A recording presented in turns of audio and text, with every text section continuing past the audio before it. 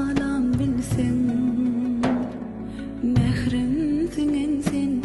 iştahsız gülsen vesiyetim sana diysen pek bulun akbal cemini bilep gelip al tocağını hiç güne değme bileyen yok dinle kim neçe yaşatığını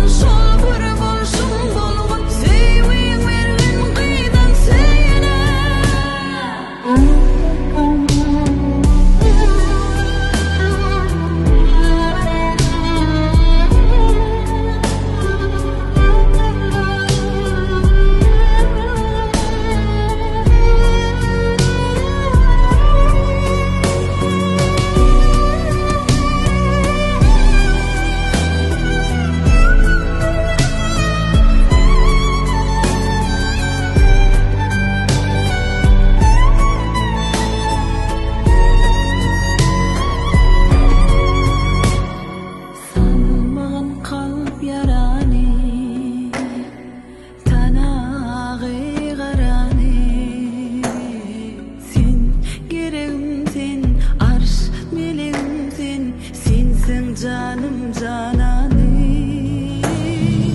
olsun ıkbalın yağdı sen yecen yalnız bağdı uğurlardan uğdum mehriban kıydım şadeyle köngül dağıdı her işte özüme dayana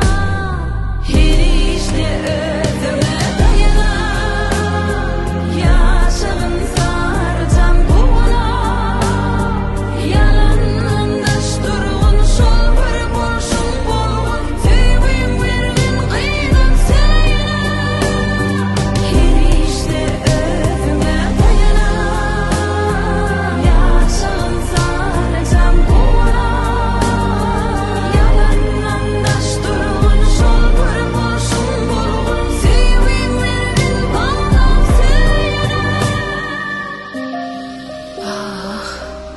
gözlerimin görücü,